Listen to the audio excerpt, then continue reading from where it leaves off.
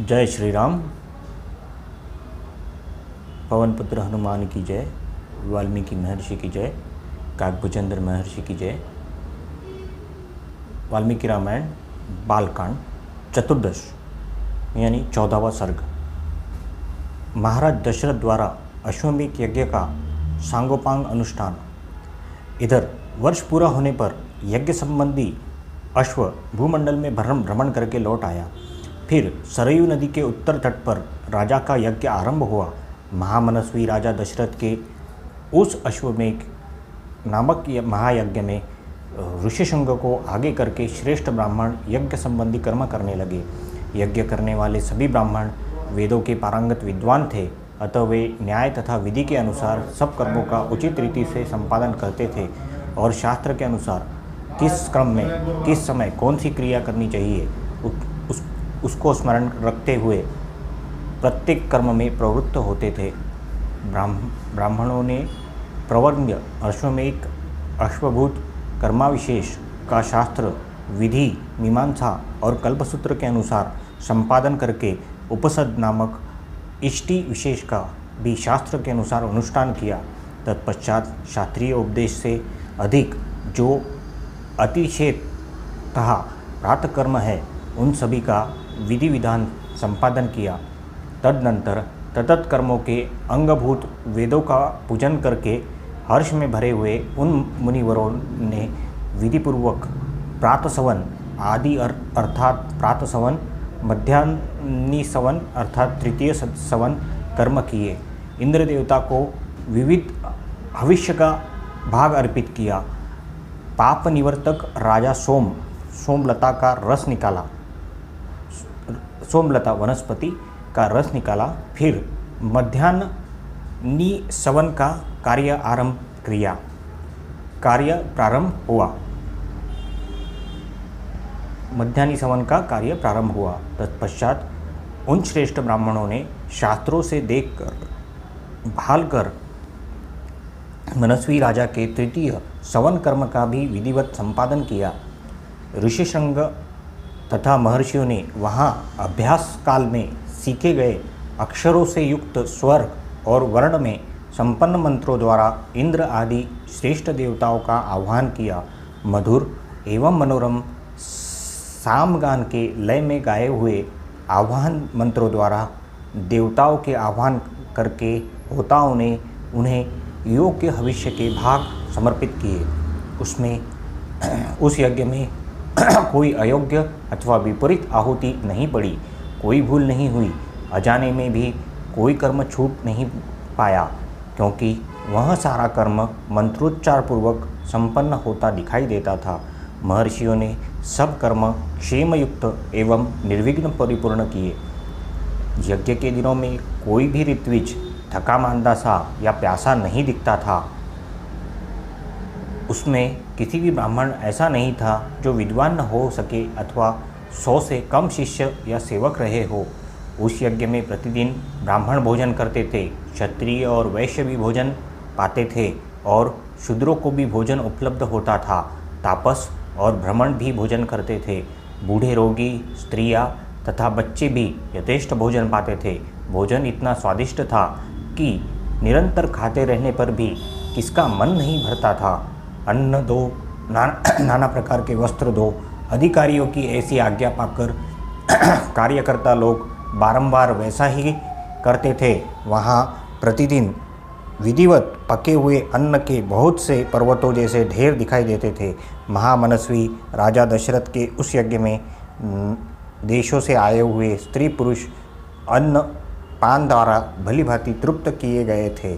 श्रेष्ठ ब्राह्मण भोजन विधिवत बनाया गया है, बहुत स्वादिष्ट है, ऐसा कहकर अन्न की प्रशंसा करते थे। भोजन करके उठे हुए लोगों के मुख से सदा राजा यही सुनते थे कि हम लोग खूब तृप्त हुए, आपका कल्याण हो। वस्त्र आभूषणों से अलंकृत हुए पुरुष ब्राह्मण भोजन परसते थे। उन लोगों की जो दूसरे लोग सहायता करते थे, उन्होंने भी विशुद्ध मणिमय कुंडल धारण कर रखे थे।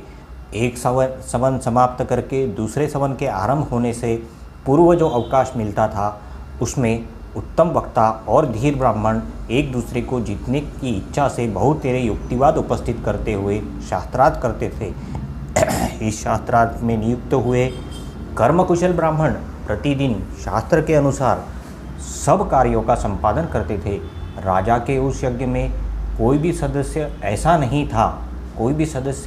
नहीं था जो व्याकरण 6 अक्षरों का ज्ञाता न हो, जिसने ब्रह्मचर्य व्रत का पालन न किया हो तथा जो बहुश्रुत न हो। वहाँ कोई ऐसा द्विज नहीं था जो वाद विवाद में कुशल न हो। जब युग खड़ा करने का समय आया तब बेल की लकड़ी के 6 युग गाड़े गए। उनमें ही खैर के युग खड़े किए तथा पलाश के भी उतने ही युग थे जो बिल्व निर्मित यूपों के साथ खड़े किए थे। बेहड़े का वृक्ष तथा एक युग अश्वमेघ यज्ञ के लिए विहित है। देवदारू के बने हुए युग का भी विधान है, परंतु उसकी संख्या न 1 है न 6। वेदों के 2 ही युग विहित है। दोनों वहीं फैला देने पर जितनी दूरी होती थी उतनी ही दूरी पर वे दोनों स्थापित किए गए थे। यज्ञ कुशल ब्राह्मणों ने ही इन सब यूपों का निर्माण कराया था। यज्ञ की शोभा बढ़ाने के लिए उन सब में सोना जड़ा गया था। पूर्वोक्त 21 यूप 21 अरत्री 500 अंगुल ऊंचे बनाए गए थे। उन सबको पृथक पृथक 21 कपड़ों से अलंकृत किया गया था। कारीगरों द्वारा अच्छी तरह बनाए गए वे सभी सुदृढ़ यूप विधिपूर्वक स्थापित किए गए थे। वे सब 8-8 कोणों से सुशोभित थे। उनकी आकृति सुंदर एवं चिकनी थी। उन वस्त्रों से ढक दिया गया तथा पुष्प चंदन से उनकी पूजा की गई थी। जैसे आकाश में तेजस्वी सप्तर्षियों की शोभा होती है, उसी प्रकार यज्ञ मंडप में वे दीप्तिमान युक्त सुशोभित होते थे। सूत्र ग्रंथों में बताए अनुसार ठीक माप से ईंटें तैयार की गई थी। उन ईंटों के द्वारा यज्ञ संबंधी शिल्पी कर्म में कुशल ब्राह्मणों ने अग्नि का चयन किया था। राजा सिंह महाराज दशरथ के यज्ञ में चयन द्वारा संपादित अग्नि की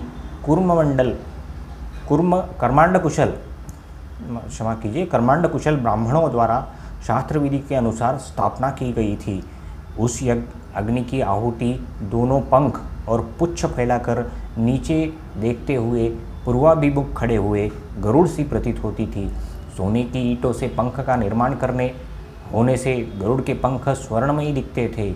प्रकृत अवस्था में चित्य अग्नि के 6 प्रस्तार किए गए थे, किंतु अश्वमेघ यज्ञ में उनका प्रस्तार 3 गुना होता है। इसलिए वह गरुड़ाकृति अग्नि 18 प्रस्तारों से युक्त थी।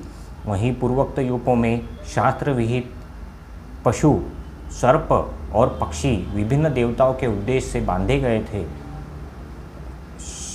शमित्र कर्म में यज्ञीय अश्व तथा कूर्म आदि जलचर जंतु जो वहाँ लाए गए थे, ऋषियों ने उन सब को शास्त्र विधि के अनुसार पूर्वोक्त यूपों में बांध दिया। उस समय उन यूपों में 300 पशु बंधे हुए थे तथा राजा दशरथ का वह अश्वरथ भी बांधा गया था। रानी कौशल्या ने वहाँ प्रोक्षण आदि के द्वारा सब ओर से उसका संस्कार करके बड़ी प्रसन्नता के साथ तीनों तलवारों से उसका स्पर्श किया। तदनंतर देवी ने सुंथिल चिंत से धर्म पालन की इच्छा रखकर उस अश्व के निकट एक रात निवास किया। तत्पश्चात अश्वयोग उद्धाता राजा क्षत्रिय जातीय महिषी कौशल्या, वैश्य जातीय स्त्रियाँ, वावाता शूद्र जातीय स्त्रियाँ परिवृत्ति, इन सब के हाथ से उस अश्व को स्पर्श कराया गया। उसके बाद चतुर जितेंद्रिय ऋत्विक ने विधिपूर्वक अश्वकंद के गुर्दे को निकालकर शास्त्रोक्त विधि से पकाया। तत्पश्चात गुर्दे की आहुति दी गई। राजा दशरथ ने पाप को दूर करने के लिए ठीक समय पर जाकर विधिपूर्वक उस धुएं की गंध को सूंघा।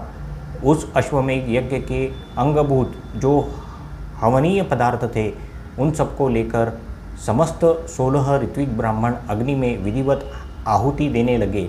अश्वमेध यज्ञ के अतिरिक्त उन यज्ञों में जो हवि दी गई जाती है वह पारकर की शाखाओं में रख दी जाती है, परंतु अश्वमेध यज्ञ का हविष्य वेद की चटाई में रखकर देने का नियम है।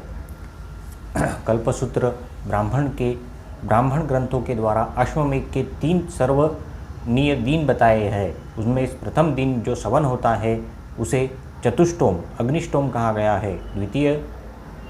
द्वितीय दिवस साध्य सवन को ऊर्ध्व नाम दिया गया है तथा तीसरे दिन जिस सवन का अनुष्ठान किया होता है उसे अतिरात्र कहते हैं। उसमें शास्त्रीय दृष्टि से विहित बहुत से दूसरे क्रतु भी संपन्न किए थे। ज्योतिष्टोम अनुष्टोम यज्ञ, 2 बार अतिरात्र यज्ञ, 5वां अभिजीत, 6ठा विश्वजीत तथा 7वें 8वें आप्तियार्म, ये सब महाकृत माने गए जो अश्वमेध में उत्तरकाल में संपादित हुए। अपने कुल की वृद्धि करने वाले राजा दशरथ ने यज्ञ में पूर्ण होने पर होता को दक्षिणा रूप में अयोध्या से पूर्व दिशा का सारा राज्य सौंप दिया, अश्वरूप पश्चिम दिशा को तथा ब्रह्मा को दक्षिण दिशा का राज्य दे दिया। इस तरह उद्वाताओं को उत्तर दिशा की सारी भूमि दी। पूर्व काल में भगवान ब्रह्मा जी ने जिसका अनुष्ठान किया था उस अश्वमेध नामक महायज्ञ में ऐसी ही दक्षिणा का विधान किया गया है। इस प्रकार विधिपूर्वक यज्ञ समाप्त करके कुल की वृद्धि करने वाले पुरुष शिरोमणि राजा दशरथ ने ऋत्विजों को सारी पृथ्वी दान दी। यो दान देकर इक्ष्वाकु नंदन श्रीमान महाराज दशरथ के हर्ष की सीमा न रही, परंतु समस्त ऋत्विज उन निष्पाप नरेश से इस प्रकार बोले, महाराज अकेले आप ही संपूर्ण पृथ्वी की रक्षा करने में समर्थ है। इसके पालन इसमें पालन की शक्ति नहीं है। अतंत भूमि से हमारा कोई प्रयोजन नहीं। भूमिपाल हम तो सदा वेदों के स्वाध्याय में ही लगे रहते हैं।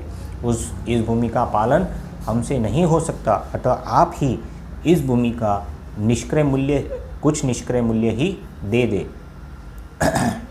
नृपश्रेष्ठ मणि रत्न स्वर्ण गौ अथवा जो भी वस्तु यहाँ उपस्थित हो उसे दक्षिणा रूप में दे दीजिए। इस धरती से हमें कोई प्रयोजन नहीं है।